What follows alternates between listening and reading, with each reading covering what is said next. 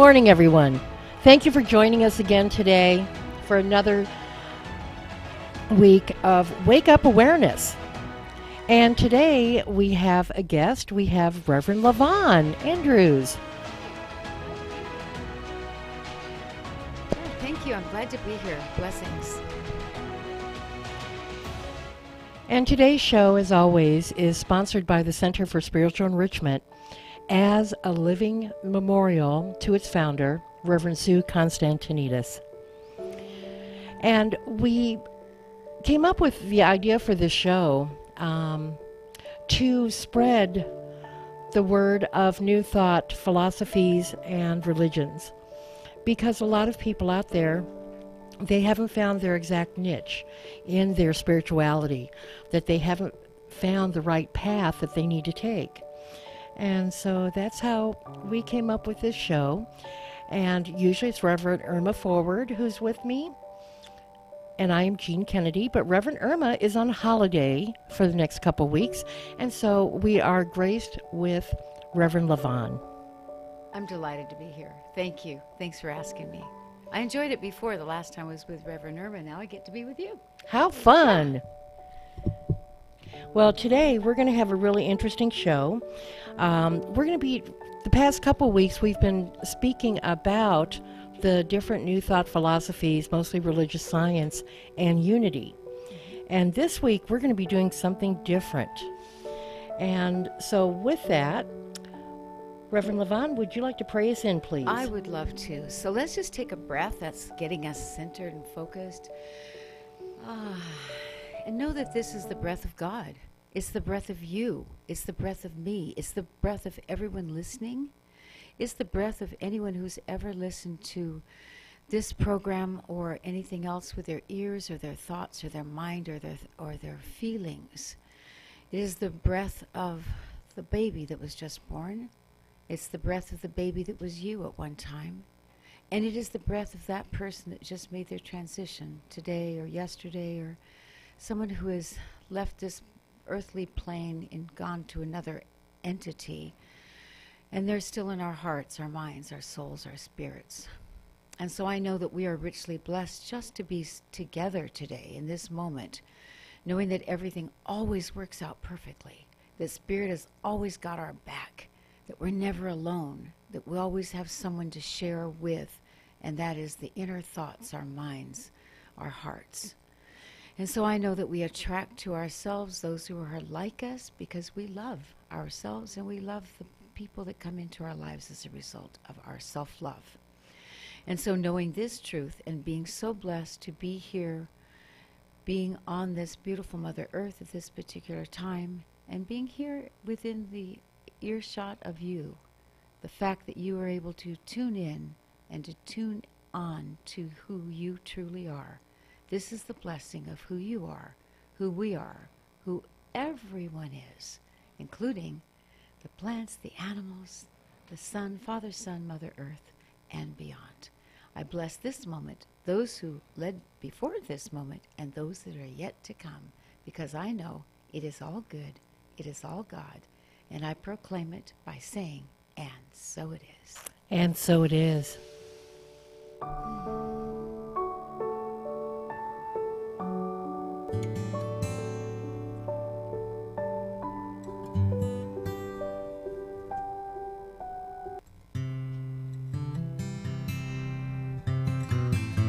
Something's calling me.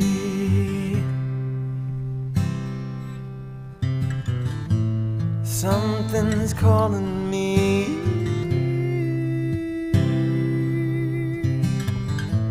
Something's calling me a little bit deeper than I've ever been before. Feel like I'm walking on marbles. Can't steal the earth beneath my feet. Is my head in the clouds, my naked legs left dangling. I can feel my heart begin to pound. And everybody said, something's calling me a little bit deeper than I've ever been before. Something's calling me a little bit deeper than I've ever been before. Long dark night, my soul it wanders, can't see the light that moves me. If God is everything and everywhere that I belong, Spirit gently wakes me from my sleep. Something's calling me a little bit deeper than I've ever been before. Something's calling me a little bit deeper than I've ever been before. Oh Lord, oh Lord, take me deeper than I've ever been before. Oh Lord, oh Lord, pull me deeper than I've ever been before. Oh Lord, I know I'm not the only one to live inside these blues.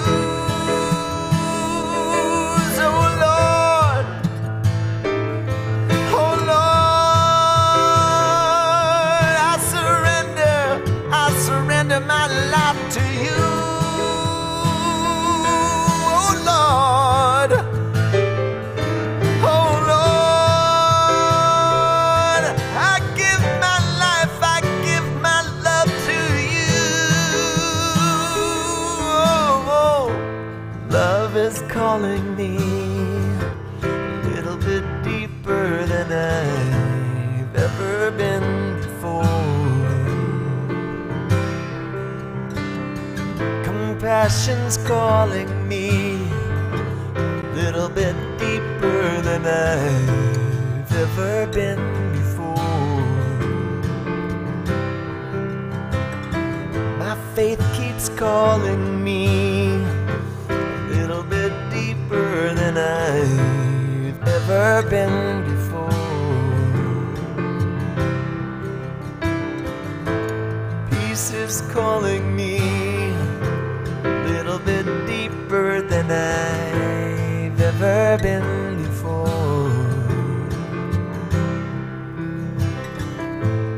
God is calling me. That was a wonderful song. Yes, I love that. It's just perfect.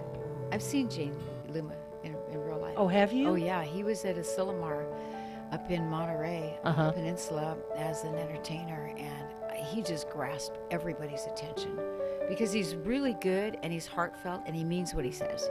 Oh, that's wonderful. Yeah. Yeah, it comes through his music. Yeah.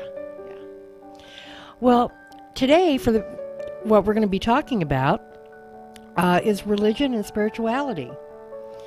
Now, for the past couple weeks, we've been introducing you to you, our radio audience, to some of the principal teachings of the major New Thought philosophies, such as religious science and unity. At this point, you may be questioning whether our teaching is based on religion or some other form of spirituality. So today we open our discussion with a solid question of what is religion? Good question. And Reverend Levon, can you comment on this question? Sure, I'd love to. Religion is something that happens to you usually, if you're fortunate, when you're young.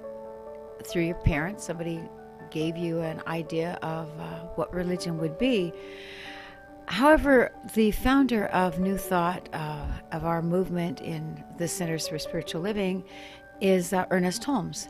And he had a good quote that I would like to use.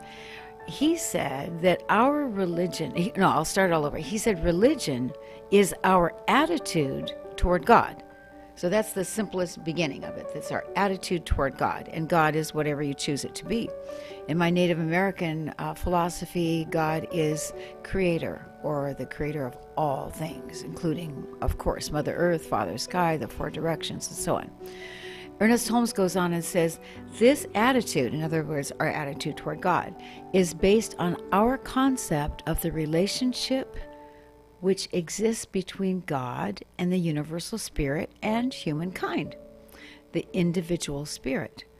So he goes on to say, if we believe that God is some far-off divine being from whom we are isolated, we shall give up in despair, or our entire endeavor will be in seeking a recognition and reunion with the divine being. So that's pretty heavy stuff. That's heady stuff too.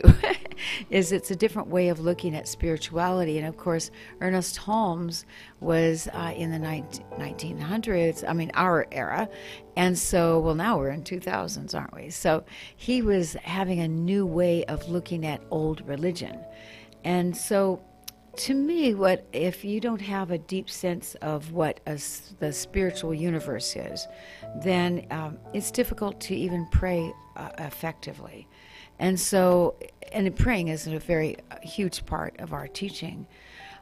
So to me, the universal spirituality, that like religion, can be described as maybe a common set of beliefs that's passed on from generation to generation. Your parents, your brothers and sisters, your aunts and uncles, maybe even a neighbor influenced you in a certain way. And then usually you don't even question it. You just go along with it. Now, of course, when I was 9 years old, being the kind of person I am, I did question it. And I asked my Sunday school teacher if there really was heaven, if there really was hell, and if it was such a great place, why didn't they write a letter and tell us how great it was? That is, that's how I think most of us have found our path to New Thought philosophies, because we did question. Mm-hmm. Yeah. And ours is kind of a questioning community, as we like to know. It is. Okay, why and how come? And so religion then could also be thought of as practices that we engage in, like prayer, or what we call spiritual mind treatment. It's another form of prayer that links us back to the truth of who we truly are, the truth of our being, which I believe that we're all God-centered human beings, or human beings living this, you were spiritual beings living in a human body. And so then when you have that kind of connection to God or spirit, however you want to choose it, then there's that deep sense of personal commitment to who your truth is, that inner truth. That's the easy answer. But I would like to talk a little bit about certain rituals. I know that I have a couple of daughters who chose the Catholic way to go, and one of the reasons they did is because they love the celebrations and the spirituality of kneeling and really communing with God. They like the idea of communion. They like the idea of being together in a group. And I had nothing against them doing that. I thought whatever way you choose your path to be spiritually is fine with me. That's the wonderful thing about religion and faith and spirituality, that there are many paths to God. Exactly, and we don't choose one over the other. It's what resonates to you, what really gets you fired up, what do you care about deeply. And it doesn't mean that you have to stand on a street corner and proselytize it. In fact, you can just keep it inside your own self and resonate to the truth that you already know. It's already there. So something's going to resonate to you that may not resonate to your next door neighbor or to your children in this case. So, Jean, I have a question for you now. Mm-hmm. So there's St. Augustine talked about the definition of time. What do you think that's all about? Well, let me give you a little feeling about that. I remember one time my husband and I, and we're at the Center for Spiritual Living on Golden Avenue in San Bernardino, we gave a talk at a center that we had in Templeton, which is up near San Luis Obispo, about time. And it was something like, well, what takes time and how much is time and what time is it and so on. And one of the things that we learned in our research is that time actually is a man-made thing. We discovered time. I mean, God created the sun and the moon and the rotations of the planets. And so, but we're the ones that put a definition onto time. And time came into being because of the railroads. Because at that time, the railroads would, there was one track, because that was economical to do that. So maybe we'll say that one's coming from the east and one from the west. Well, my goodness, what would happen if they both took off at the same time? And since there was no definition of time, then clocks were invented so that, and the guys, if you recognize in old movies, they'll show them looking at their timepiece out of the little watch fob pocket, and they would coordinate the time so that there would be a specific time so that the engines wouldn't collide. Yeah. For good reason. Yeah, exactly. And because you mentioned time, yes, and you mentioned the railroads and the pocket watches, I do have to put in here, because something dear to my heart, is how Sears and Roebuck got started. Really? Yes. It's because Richard Sears was a station master, and they wound up with a box of unclaimed pocket watches. Oh. And so how Sears started was by selling the pocket watches to the traveling, to the engineers and the conductors and everyone on the railroad, so they could all keep time. Wow. So getting back to St. Augustine, I think there's a quote that has what he was talking about. Well, I think you have it, the William James quote? Yeah. I do. And it's interesting because St. Augustine said the word time, most of us know perfectly well what it is until someone asks us to define it. Exactly. So what William James said was, were one asked to characterize the life of religion in the broadest and most general terms possible, one might say that it consists of a belief that there is an unseen order and that our supreme good lies in harmonious adjusting ourselves thereto. And that's from The Varieties of Religious Experience by William James. One of the New Thought people that Ernest Holmes talked about a lot was William James, yeah. So basically religious subjects are very controversial, especially in terminology. You wonder, well, one person says it this way, another one says it that, and it's whatever resonates to you that makes a difference. And so religion and spirituality are kind of definitions of the same thing, in my opinion. So what's the difference between religion and spirituality? Well, in some research, religion has been defined as a belief in reverence or a supreme power, and it's based on faith. So you have to believe in it, otherwise it's not a religion, it's just a thought. And so its claim is that the truth cannot be tested by rational procedures. Although Ernest Holmes claimed that the reason that he calls it spiritual mind treatment instead of prayer is because he knows it works. Because it's scientific prayer and it works. And I like that thought. So it's not looking outward to a God somewhere high in the sky. It's looking to the inner God, your soul, your spirit, your heart, and knowing that these things can come into fruition. So what is religion? Well, the word seems to be like a bond toward like a personal relationship with something that's unseen. I believe that when you look at a baby, you see God. Or my little puppy that I have, my new little doggy, that I see God in that little dog. And I see it in all the plants. Everything that's around, the seas, the waters, the raindrops, the sun. There's just so much. I see God truly everywhere. And that, again, is a Native American philosophy that great creator is everywhere. And so your reality to your religion, it may be delusional to some people, but to you, if it's true, that's all that matters. And if you're happier because of it, that's a good thing. So it's a symbolic reaction or a symbolic interaction with the mystery of the universe, because that's very mysterious. We're constantly asking questions of why and how and we're fascinated with the world and with life on this planet, this beautiful Mother Earth. And so it seems to be like a metaphor, the religion, that's a language that will try to explain something. For instance, you try to explain something to a child and you'll use something that they understand. So you might try to explain to them how something works, and you'll explain that little seed will turn into a plant. And doesn't that seem magical? And then they'll get that, and you'll say, well, that could be God too. The seed could be your thoughts, and that could be God, and then it turns into a flower, and that's you. So it's a metaphorical thing, and a lot of the things in the Bible and other teachings that are written down are that way. And so I like what Paul Tillich said, revelation is God's attempt to reach man. Religion is man's attempt to reach God. Yeah, and I think that's part of it, is we're always looking for God. And you know what? God's right within you. That's the cool thing. You don't have to look so far. You can just look with your thoughts.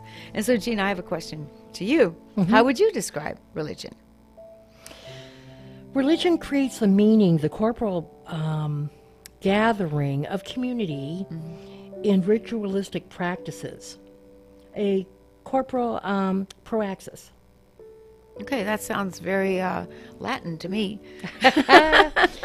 And religion also provides a prophetic voice and compass for society, using the power of the story, telling stories, yes, like you were just mentioning, yes, to call humanity to a higher moral standard for all of society, those in religion and not. Right, and to me that's a very valuable thing, is because when we keep our morals high, we're living the truth. And one of the people who did that very profoundly was Reverend Martin Luther King, Jr. And when he wrote in The Strength of Love, the church must be reminded that it is not the master or the servant of the state, but rather the conscience of the state. It must be the guide and the critic of the state, and never its tool. If the church does not recapture its prophetic zeal, it will become an irrelevant social club without moral or spiritual authority. Wow. Yeah. You know, Martin Luther King also has a very wonderful quote about faith, which I love, and I have it in my office at work. It's faith is taking that first step without seeing the rest of the staircase. Oh, yes. Isn't that the truth?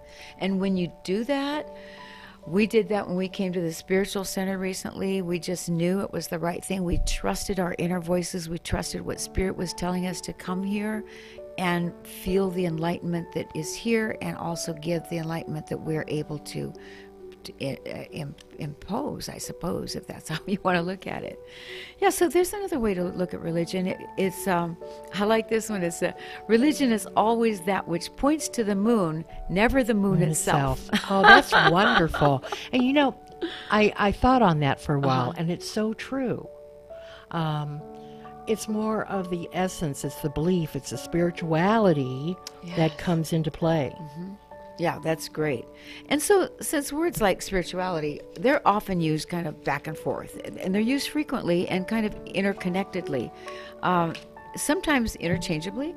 And it seems like a good idea to reach some common definitions and terms, or at least an idea of what various definitions mean. And so, I think that when we get back, I can further explain this. And right now, we're going to take a station break. You are on KCAA 1050 on the AM dial, and we will be back in just a moment. This is KCAA. If you're looking for a full or part-time sales position and you have radio, TV, or print media experience, KCAA has a great opportunity waiting for you that pays the highest commissions in the market. KCAA is the only station in the IE that broadcasts on 3 frequencies, so advertisers receive 3 ads for 1 low rate. This makes KCAA a must-buy for every local business. If you're interested in a sales position with us, email CEO@kcaaradio.com. Erin here from On the Brink Morning Show, where we talk about all that is engaging in the Inland Empire. News, politics, business, family, things to do, and so much more. Join us weekdays from 6 to 7 a.m. on KCAA 102.3 FM, 106.5 FM, and 1050 a.m. or on KCAAradio.com. KCAA.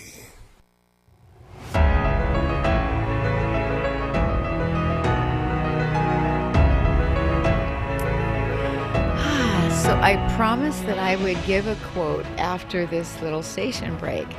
And we're just so blessed to be on this station and want to share that we're very, very happy to be here. And we love not only the location, but our engineer. And thank you so much for being here and being so professional. I love that. And so this is from James N. Barrie, and he's the same one who wrote Peter Pan.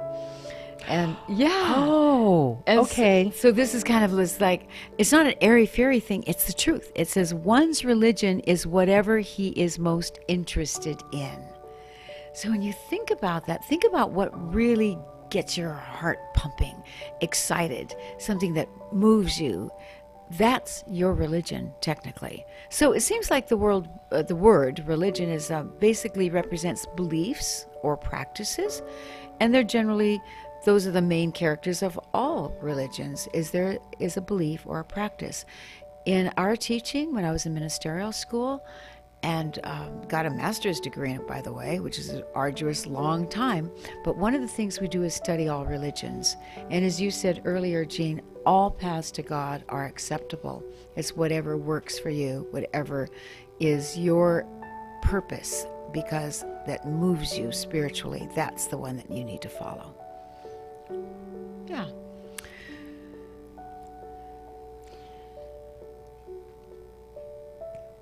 Reverend Levon, Yes. what I find interesting in the ideal of faith, central to all religions, is the concept of faith. Mm-hmm.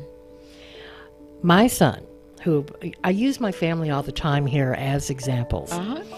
My son, and he says this, he says, I am not a religious man, but I am a spiritual man. Yeah. That his spirituality is his religion. Yes.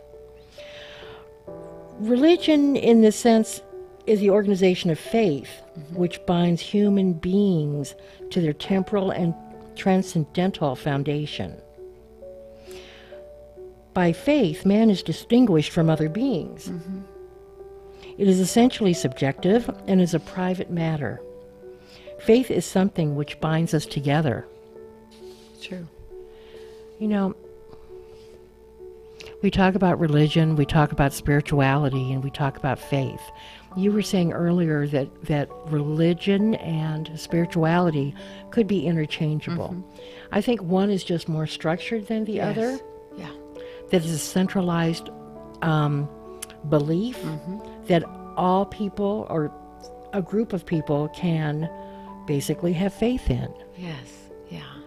And spirituality, I think, is more individualized because it is the more individualized expression of God within each one of us. Mm-hmm. That's beautifully put. We could quote you, Jean. Take that down and quote it. So also, I like that idea that religion binds us together, and I like going to a place where other people of like-mindedness are together. I like that feeling. And and also the overlying theme of religious science and unity is self-awareness.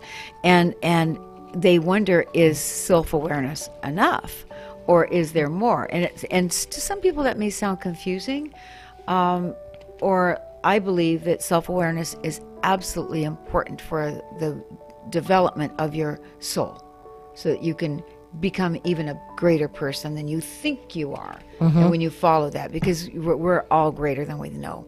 I have a question. Sure. Okay, that we are self-awareness is essential for the spiritual growth.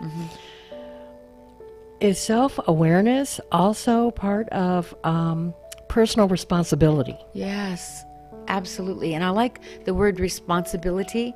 It's how you respond to something. That's where the word comes from.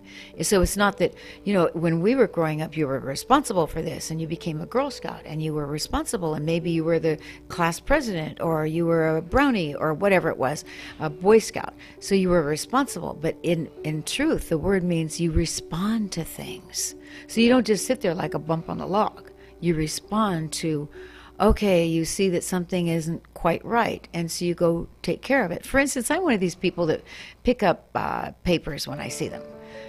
I see them in a ladies' room, and I notice that somebody missed the trash. Well, I'll take a dry one that I've just used, and I'll pick it up and put it in. I just do that sort of thing.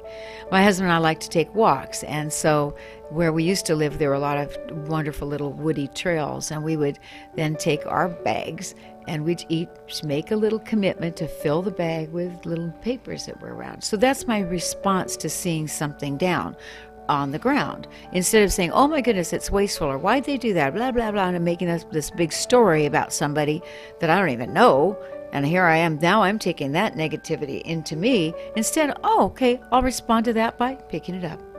And so to me, that's what it is. It's our responsibility to get things done.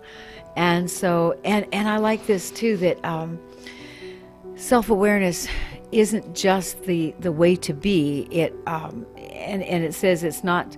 It may be the first step in growth, and maybe you're just taking little baby steps. Sometimes to do that takes a lot of courage because you've got to step out on your own, and you have to be then true to who you say you are.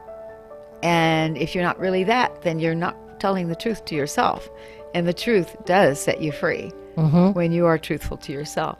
And so it's partially that little journey, but it's not the whole trip. You take little steps to get. Like if you and I are going to go to San Francisco, there's a lot of little steps to take before we get there. Exactly. Yeah. We don't just end up there all of a sudden. And so I think it's also important to be open to your beliefs and your thoughts and to be true to them. If you have a belief and it doesn't matter if it's right or wrong, who knows? Who really knows? We know inside, but we also need to get along with other people. And so we have to let them be on their own journey, their own path too. Can't really even make judgments on them because that doesn't do any good. It just makes you wrong because they're right in some other way. So that's what I also believe, that the truth for each person is different. Yes. That your truth is not necessarily my truth. Yeah. But everyone has a truth, and they need to be true to that. Yes. And that is that self-awareness. Right. And it is taking the steps on that journey. And another favorite quote of mine is that it's the joy in the journey. Yes. Okay? It's taking those steps.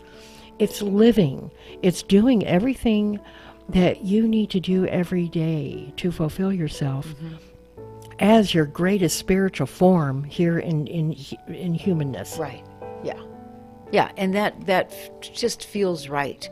And then if you have children or neighbors, or I think teachers are a wonderful example of school teachers, where then they're living the life that is exemplary, and children want to follow that. Because they look up to those people. We have several teachers in our family, and it's just heart-wrenching to see how beautifully their students respond to their truth. And so at our core, I believe that everybody knows right from wrong, and that we know what works for us.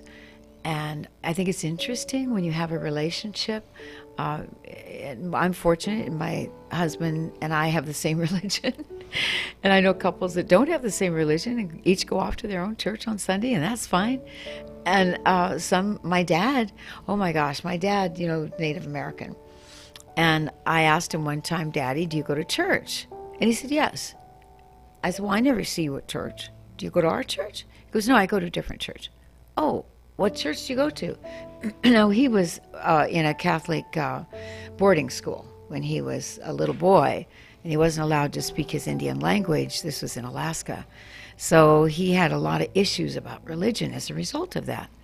So I just couldn't imagine. I was 16 years old at the time. I thought, where does he go to church? And finally I got it out of him.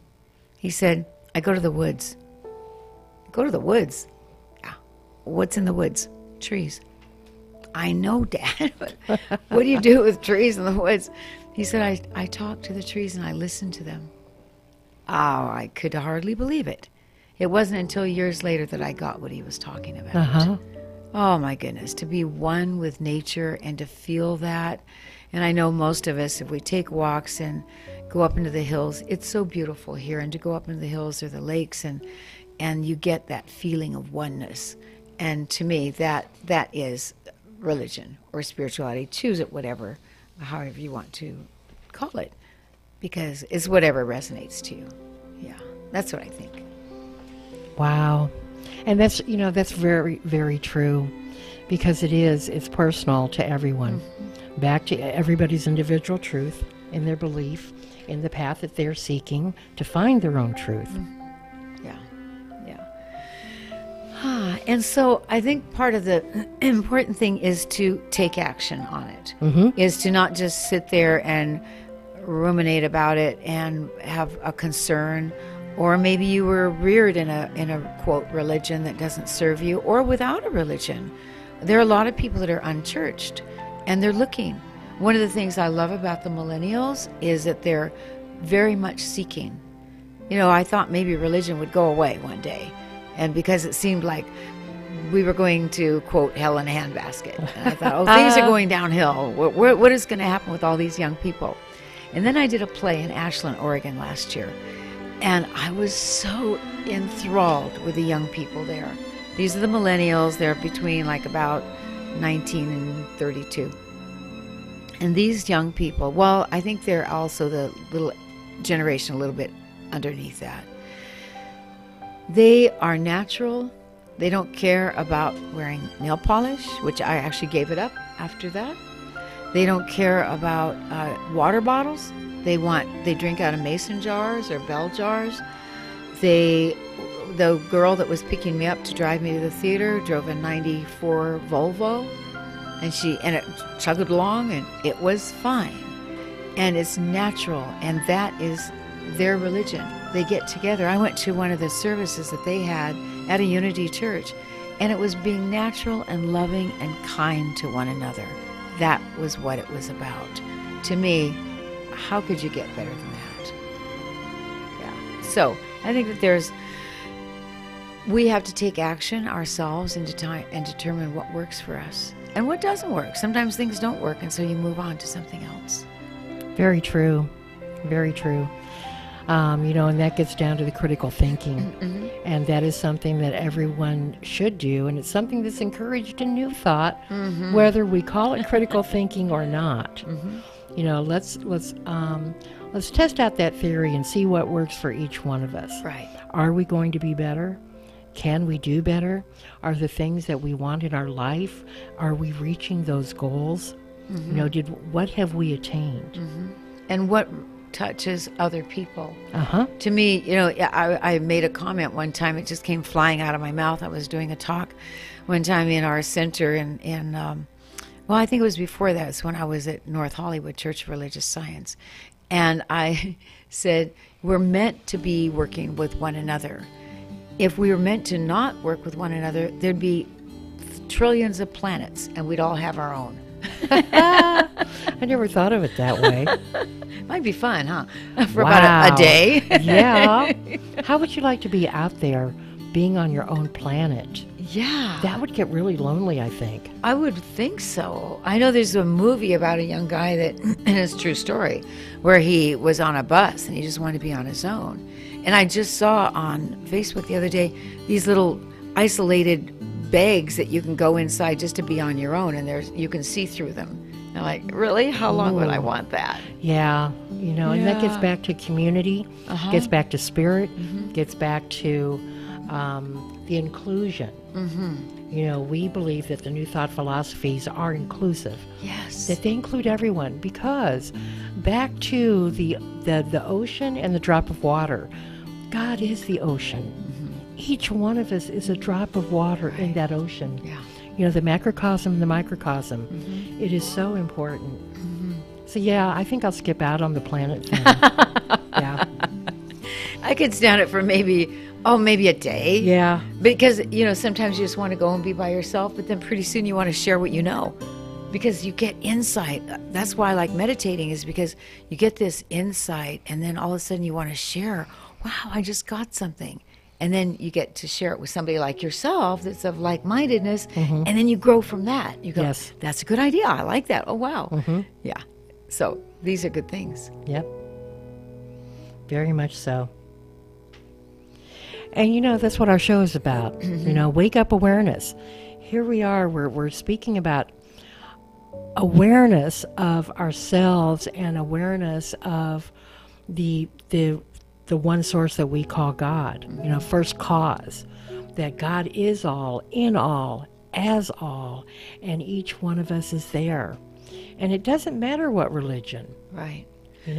I like sometimes a walking meditation. Like you just take a walk and you look at the flower, maybe like it's the first time you ever saw it. If you ever watch a little child that's coming into life and it suddenly notices things and it looks at life differently.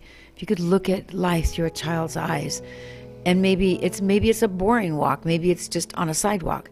But then I like to think somebody made this. Somebody's hands went into this, and somebody's thoughts went into how to create this.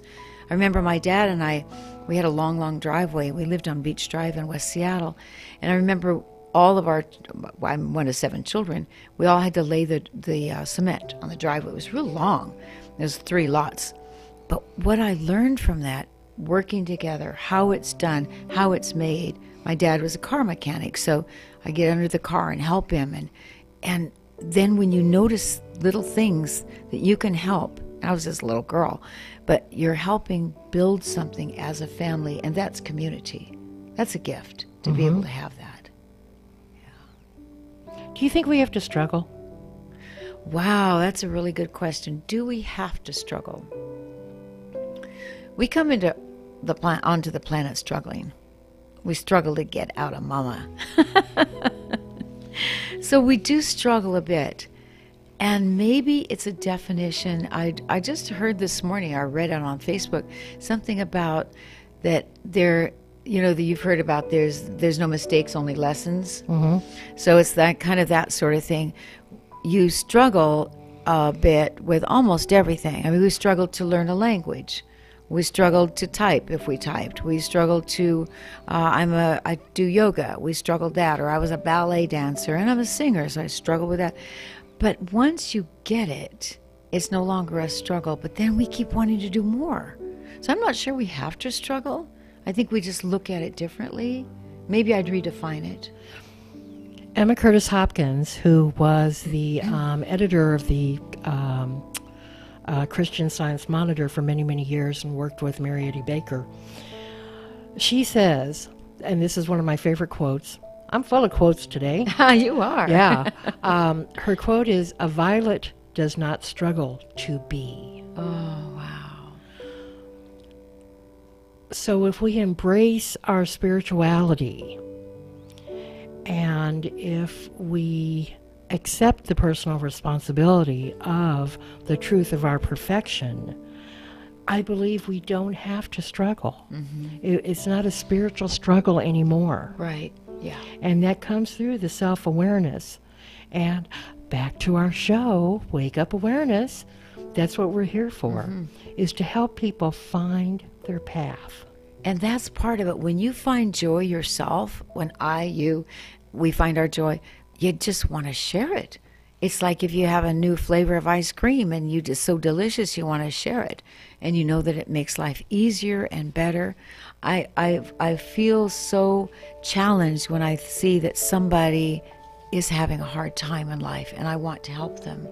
And I want to say, like, well, come to church or read this, and sometimes they're not ready. Sometimes people like their struggle. Many times. Yeah. And they're just like, but I'm enjoying my struggle. Oh, okay. So I'll let you be. So religion, so getting back to this thought here, if religion is something you truly have faith in and are committed to, and it gives you joy and others joy, to me that's a good thing. A good thing. It's the best. And also then being committed to something that, like, you become the champion of it, like you're it. And then you can share that with others. And to me, that's the best part, is being committed to yourself, and then it engages other people, whether they like it or not. It engages them in a positive way. And they can see a better way of living, an easier way of living. because as you pointed out, and I love that you pointed out about struggle, I really think it's nicer when you don't have to. Exactly. Yeah. And that's what, when I'm having those days and I think, oh man, here's my human form coming out just raging. And I have to think, whoa, wait a minute. Okay. And I have to get back centered into my spiritual self. Yeah. And one of the things is there was a little girl on Facebook recently who had cerebral palsy. She couldn't walk. She never walked. She's about 4 or 5 years old. And she suddenly got strength enough to be able to walk. And the little girl said, I can walk. That just gave me chills. And I thought, this is something we take for granted every single day, that we can walk, that we can talk, that we can hear, that we can dance, that we can sing, or whatever it is, that we can drive, that we can, oh my gosh, the 5 senses are plenty.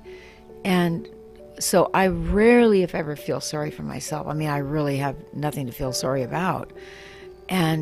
But once in a while, as you said, I'll fall off the little wagon of happiness, and just, it'll be a short little dip, and then I'll think, what do I have to be thankful for? And I'll tell you, that's a good panacea. That's the pill to take if you're not feeling right. Gratitude. What are you grateful for? Write a list. What makes you happy? Who's in your life that makes a difference? Who has helped you along the way? And to me, those are the things that make a difference. Joy, love, laughter. And so maybe we should do a prayer request for some people. Maybe they are going through some challenges right now. So if there's a thought in your mind right now, what we're going to do is start a little prayer. I'll start it, and Jean will take it over as far as specific people who've asked for prayer, and then we'll close it out, finishing with something that you want, that you've always wanted, that I know can happen for you. So let's take that breath again. If you're comfortable, close your eyes. If not, just kind of look at a spot. If you're driving, do not close your eyes. Thank you for that. Okay, so we'll take that breath. It's the God breath. And know that God is right here, right now, in this space, where you are, where we are, where I am. God is all there is. God is in everything and everyone equally. And I know that we are blessed to be a part of this thought, this philosophy, this feeling of being on this beautiful Mother Earth, nurtured by Father Sky, and that we look in all 4 directions to see the other people on the planet as well as outside the planet. We look above, we look below, and most importantly, we look within our hearts. And so each one has some prayer request, something that they would like a spiritual mind treatment for. And so I will turn it over to beautiful co-host here, Jean Kennedy, and have her let us know who would like prayer and for what. This morning, as I speak my word, I know the truth of perfection for Rosalind, that she has no health challenges, that life is whole, perfect, and complete within her. And for Pam, that wellness and good health is hers by divine decree. I know this is the truth. And for Becky, thanksgiving for her good health and for the wonderful life she has to lead now. That all is good for Becky.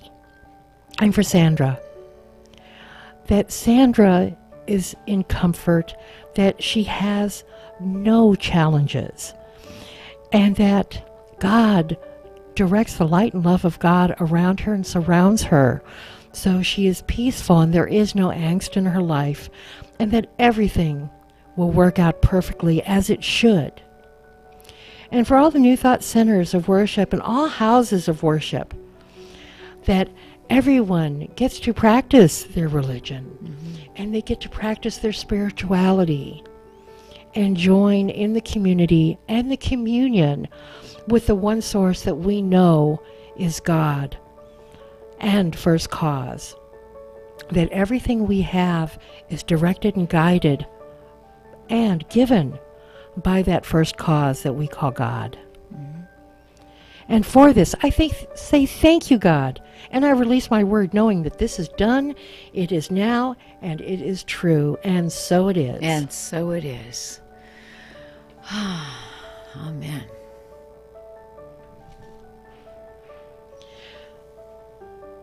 This is an absolutely wonderful morning. Yes, it is. And I think we've been having an absolutely great time. So I think what I might do is it okay if I go ahead and close it out? Yes, let's do that. All righty. Please join with me and give thanks for the great lessons and the conversation, the discussions that we had this morning. That as we go through this week, each one of us on our own individual path, that we know and love and we practice the presence of God in everything we do and say, and that we are all protected, that we are all guided by divine love and light, that we are safe, and we live our lives accordingly to the laws of our own spirituality. And for this, I say thank you, God, and I know that this is the truth, and I release these words. So everyone, please have a great day, have a great week, and so it is. And so it is. Amen. Thank you so much for joining us today. It's been a lot of fun. I know, you're fun. Yeah. We miss Reverend Irma, though. Yeah. So Reverend big Irma, shout out, come Reverend back. Irma. We can't love wait. you. Yeah, we can't wait for you to come back. And everyone, please join us again next week. And check us out on Facebook. Wake Up Awareness. Yes. And for this, thank you so much. Have a great day, everybody. And thank you, Joseph, our engineer. He's the best.